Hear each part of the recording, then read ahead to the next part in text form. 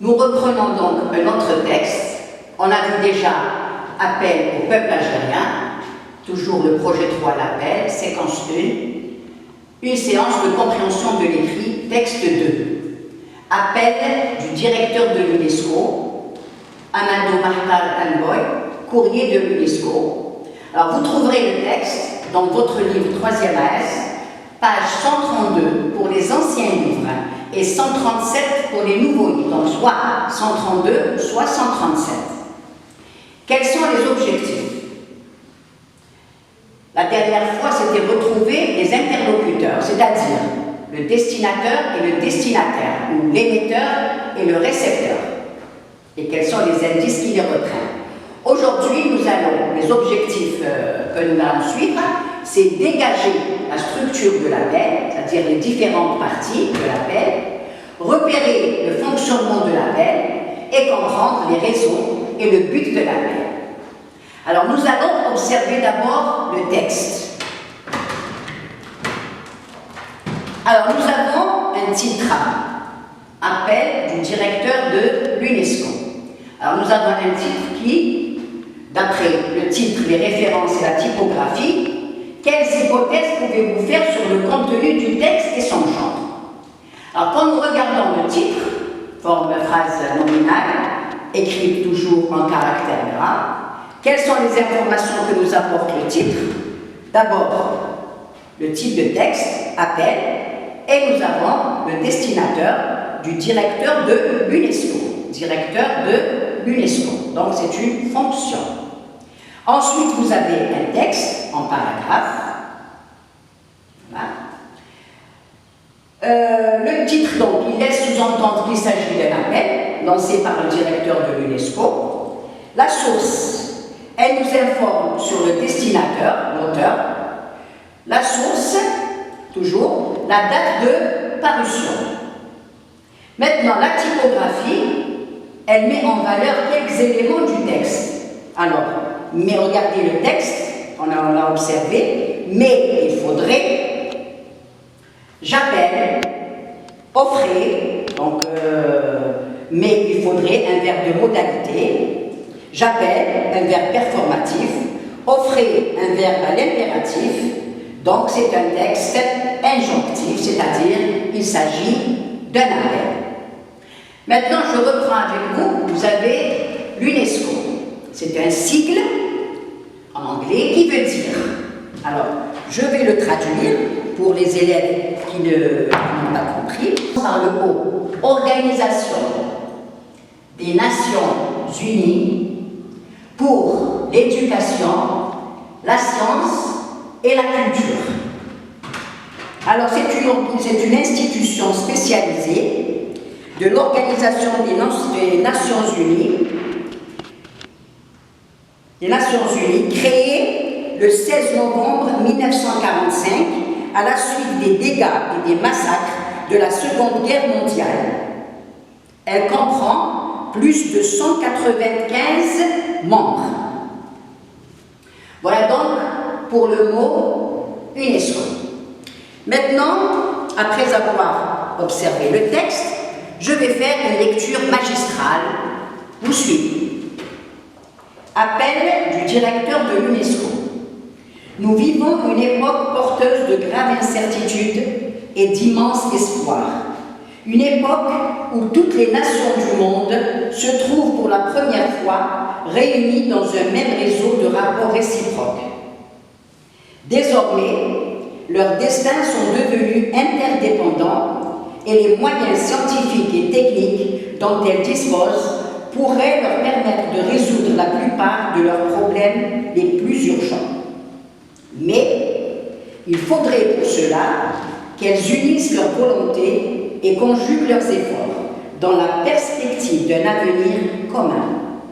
Il faudrait, en d'autres termes, que l'humanité puisse passer de l'interdépendance à la solidarité. La pratique de la solidarité exige de chacun de nous une disponibilité permanente à l'autre, à celui qui, si loin qu'il soit, demeure toujours et doit demeurer notre prochain. Or, la solidarité ne se décrète pas, elle se vit. Une des tâches fondamentales de l'UNESCO est de la rendre présente et efficace, car seule la solidarité peut tisser un réseau d'amitié capable de relier les uns aux autres, à travers cités, pays et continents, les peuples et les personnes. J'appelle donc aujourd'hui chacun d'entre vous à participer à une campagne de solidarité dans le cadre du courrier de l'UNESCO. Vous qui êtes lecteur du courrier de l'UNESCO, pensez à un autre, à cet inconnu, votre frère, qui, du fait de ses conditions d'existence, se sont souvent étrangers à vous et auxquels le courrier de l'UNESCO peut faire découvrir tout ce qui vous rapproche et vous unit. Offrez-lui un abonnement et contribuez ainsi à l'effort que l'UNESCO entreprend pour la paix et l'amitié entre les hommes. Alors, nous pourrons faire, grâce à vous, du courrier de l'UNESCO le courrier de la solidarité, d'après Amadou Mahtar Memboy, courrier de l'UNESCO, février 1984. Alors, nous allons passer à l'analyse du texte. Vous suivez, je pose la question et en même temps, je réponds. Alors, qui part? La première question, on va essayer de retrouver dans le texte qui parle, qui est-ce qui parle dans le texte, à qui et de quoi. Alors déjà, le titre et la source, on a vu, c'est le directeur de l'UNESCO, Amadou Mahtar Memboy. Donc j'ai retrouvé l'auteur qui parle et fonction de directeur. Directeur, c'est sa fonction. Ensuite, il s'adresse aux lecteurs du courrier de l'UNESCO pour leur demander de quoi? Pour leur demander d'offrir des abonnements en témoignage de solidarité pour leurs prochains. Alors on a retrouvé le destinataire, c'est Amadou. Le destinataire, les destinateurs, c'est les lecteurs du courrier de l'UNESCO. Deuxième question. Nous avons le premier paragraphe. Nous vivons une époque porteuse de graves incertitudes. Et vous avez à la fin, donc regardez, au début et à la fin du texte. Alors, nous pourrons faire, grâce à vous, du courrier de l'UNESCO, le courrier de la solidarité. La question, à qui renvoie le nous au début et à la fin du texte? Justifiez votre réponse. Alors le nous, on a vu dans le texte l'appel au peuple algérien, c'est un nous inclusif. Le nous au début et à la fin est un nous inclusif, c'est-à-dire, maintenant on a compris le mot inclusif, qui englobe le destinataire, c'est-à-dire Amadou, le directeur de l'UNESCO, et les destinataires du document, c'est-à-dire les lecteurs du courrier de l'UNESCO. Alors, on est passé du nous. Maintenant, je vous pose la question. Quel pronom précise particulièrement l'auteur?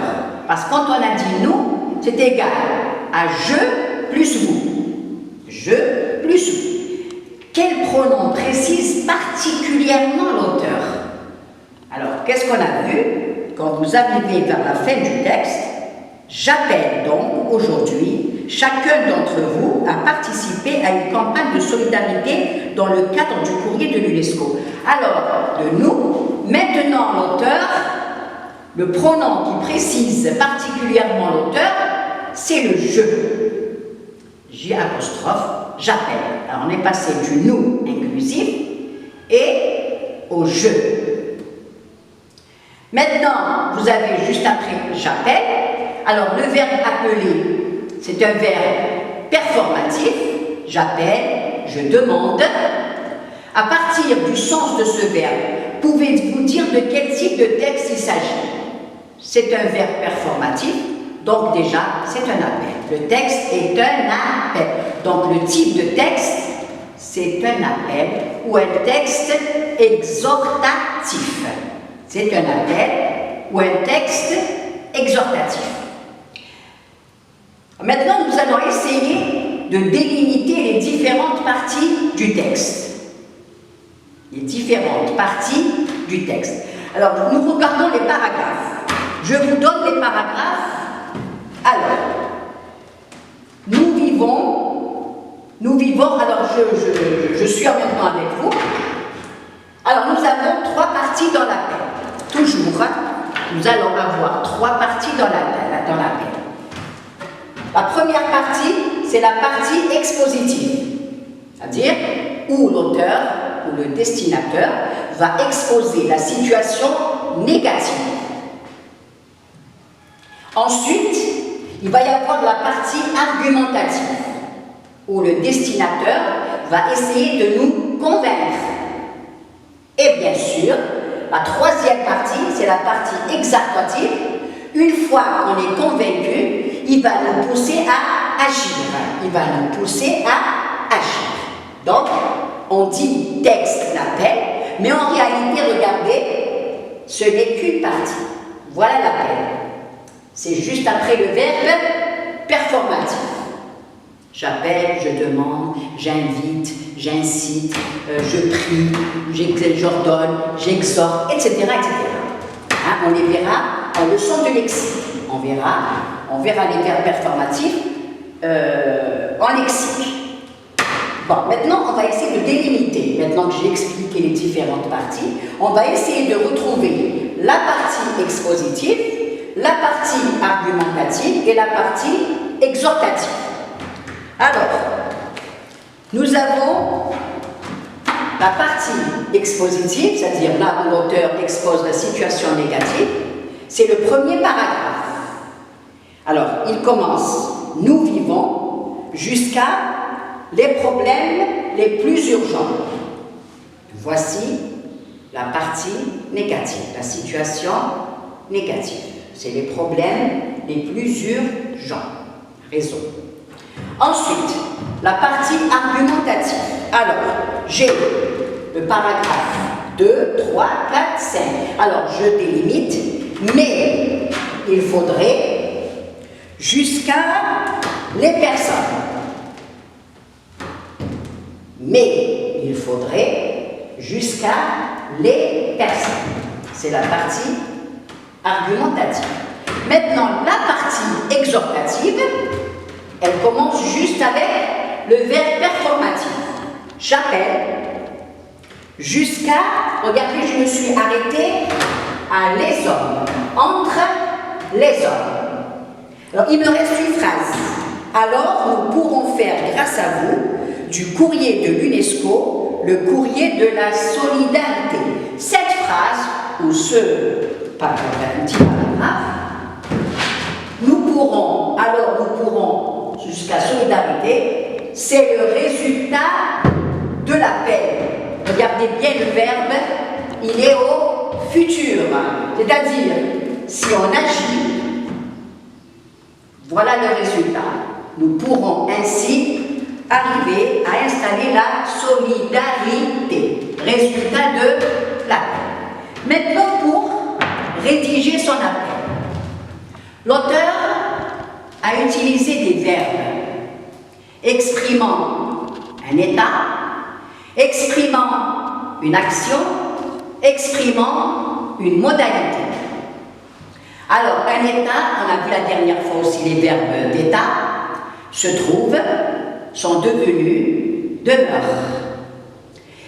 Exprimant une action, vivons, disposent, résoudre, unissent, conjuguent, passer, se décrètent, tisser, participer, exige, etc. Et les verbes exprimant une modalité, on a vu la dernière fois les verbes de modalité. Alors, pourrait, c'est le verbe pouvoir, doit, le verbe devoir, faudrait, le verbe falloir, pourront, c'est toujours le verbe pouvoir, puisse, c'est le verbe pouvoir, et peut. Et là, je vais rappeler un petit peu les temps. Et les modes. On a vu la dernière fois les moyens linguistiques. Donc, l'auteur, il a fait appel à des temps et des modes. Vous vous avez l'indicatif, pareil. Nous avons le conditionnel, pourrait et faudrait. Alors l'indicatif, vous avez dans les actions, dans l'état, et nous avons ici futur. Futur, simple, présent, présent. Donc c'est l'indicatif. Ensuite, le mode conditionnel, présent, faudrait, pourrait et faudrait. Et un autre mode, c'est le subjonctif. Voilà donc, et il a utilisé aussi l'impératif. Offrez, hein, on va ajouter. Offrez, c'est une action. Je vais l'ajouter. Offrez. Voilà. Contribuer.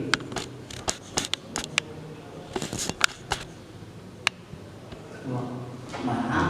Donc on a le mode indicatif, présent et futur simple, le mode conditionnel présent, pourrait et faudrait, le mode subjonctif, puisse, et le mode impératif, contribuer, offrir. Donc on a retrouvé tous les modes. Maintenant, regardez, on va essayer d'analyser dans le premier paragraphe. Il a utilisé l'auteur un procédé d'opposition. Quand il a dit « grave incertitude et immense espoir ». Regardez la première phrase. « Nous vivons une époque porteuse de graves incertitudes et d'immenses espoirs ». Alors, le procédé d'opposition, ici, on a essayé d'expliquer. Alors, nous avons les mots. C'est pas effacé. Donc, les mots qui s'opposent, c'est incertitude et espoir. Les incertitudes, c'est quoi? C'est les problèmes sociaux, politiques et économiques qui menacent l'avenir de l'humanité, l'avenir de l'homme. Les espoirs, c'est des capacités d'action positive qui s'offrent aux hommes s'ils appliquaient les valeurs humaines, respect, solidarité, tolérance, etc. D'ailleurs, vous avez remarqué tout au long du texte le mot solidarité qui est un nom commun, mais il est écrit avec une majuscule, hein, pour bien mettre, c'est-à-dire pour bien renforcer le mot. 8e question. On va essayer de retrouver les étapes du raisonnement de l'auteur. Quel enchaînement l'auteur a-t-il suivi? Alors, la situation, c'est l'interdépendance des nations. Les nations ne sont pas unies. Donc, il y a interdépendance des nations. La solution, c'est essayer de pratiquer la solidarité entre les hommes, de s'unir. La conclusion, alors pour pratiquer la solidarité, il faut offrir un abonnement. Il faut offrir un abonnement à cet homme étranger, l'autre. D'ailleurs, regardez, vous avez le mot « autre » avec une majuscule. Vous qui êtes lecteur du courrier de l'UNESCO, pensez à un autre, à cet inconnu que vous ne connaissez pas, votre frère, qui du fait de ses conditions d'existence, se sont souvent étrangers à vous, et auquel le courrier de l'UNESCO peut faire découvrir tout ce qui vous rapproche et vous unit. Donc on va lui offrir un abonnement. C'est un enchaînement logique. La situation, la solution, c'est les unir. Conclusion, leur offrir un abonnement. Maintenant, quel est le type de raisonnement qu'on a suivi? Alors, le raisonnement qu'on a suivi dans le texte, c'est un raisonnement de type inductif. Un raisonnement de type inductif. J'explique. C'est-à-dire, on part d'une situation générale pour aboutir à une action, regardez, voilà, pour aboutir à une action particulière, c'est offrir un apport. Et nous arrivons à la synthèse. Donc j'arrive à la synthèse. Avant de passer à la synthèse, reprenez le deuxième paragraphe. Mais il faudrait pour cela qu'elles unissent leur volonté et conjuguent leurs efforts. Dans la perspective d'un avenir commun, il faudrait, en d'autres termes, que l'humanité puisse passer de l'interdépendance à la solidarité. Ici, l'auteur, regardez, il y a une répétition. Il faudrait. Donc, on a vu, c'est une forme, l'auteur ici a utilisé une anaphore. Donc, ici, c'est pour renforcer, voilà, donc une anaphore. Ça permet ici une insistance. L'auteur insiste pour unir, pour que les hommes unissent leur volonté, conjuguent leurs efforts dans la perspective d'un avenir commun. Donc répétition du mot faudrait, c'est une anaphore qui permet l'insistance.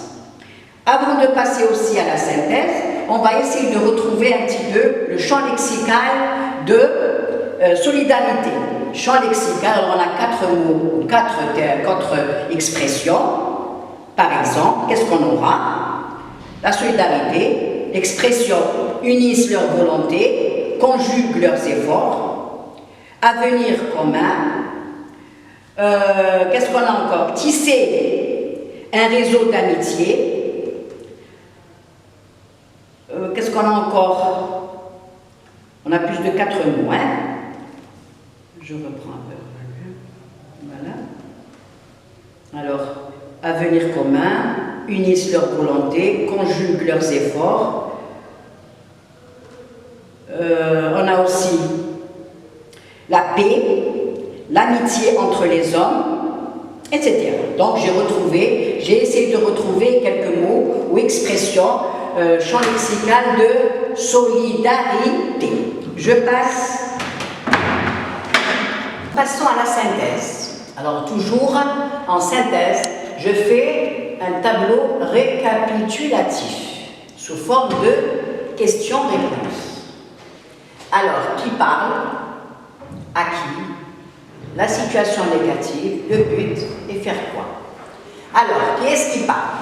C'est Amadou Mahtab Mboy, fonction de directeur général. Quels sont les indices qui reprennent le destinateur? C'est nous, le nous inclusif, c'est-à-dire lui et les destinataires, et le je. Ensuite, à qui s'adresse-t-il? Il s'adresse aux destinataires. Les destinataires, c'est qui? C'est les lecteurs du courrier de l'UNESCO. Quels sont les indices? C'est vous, votre. Maintenant, quelle est la situation négative? La situation négative, c'est qu'il y a des problèmes urgents. But. Dans quel but? Alors, il lance l'appel aux destinataires pour participer à une campagne de solidarité. À une campagne de solidarité. Maintenant, comment? En faisant quoi? Comment nous allons arriver à cette solidarité? En offrant un abonnement. En offrant un abonnement, comme il le dit, regardez, un abonnement à cet inconnu, à un autre, votre frère, qui se sont souvent étrangers à vous. Voilà donc, j'ai repris le tableau récapitulatif du texte. Maintenant, qu'est-ce qu'on doit retenir de cette leçon? Pour donner, on a retrouvé les différentes parties, on a retrouvé l'enchaînement logique. Pour donner, maintenant on est passé de nous à je, ce qu'on n'a pas vu la dernière fois. Pour donner plus de force à l'exhortation, le destinateur peut s'impliquer, se manifester Marquer sa présence, regardez, je reprends, s'impliquer, se manifester, marquer sa présence directement dans son discours en employant le pronom personnel « je ». Ensuite, l'argumentation. Dans les paragraphes, après la situation négative, il y a l'appel et il y a la partie argumentative. L'argumentation se développe en suivant un enchaînement logique. Et ensuite, l'appel va intervient après cette argumentation qui lui sert de justification. Voilà. Donc je termine mon cours, toujours avec un deuxième texte. On va essayer encore de reprendre un troisième texte. Donc j'essaierai de faire un troisième texte ou un quatrième, ce n'est pas grave, avant de passer à des sujets baccalauréats. Donc je termine la séquence 1 et je passerai à la séquence 2. Alors Madame Girardot, alors les classes, aussi bien les scientifiques, les mathélènes, les gestions, les lettres et les langues. Donc toutes les classes. Voilà. Bon courage les enfants.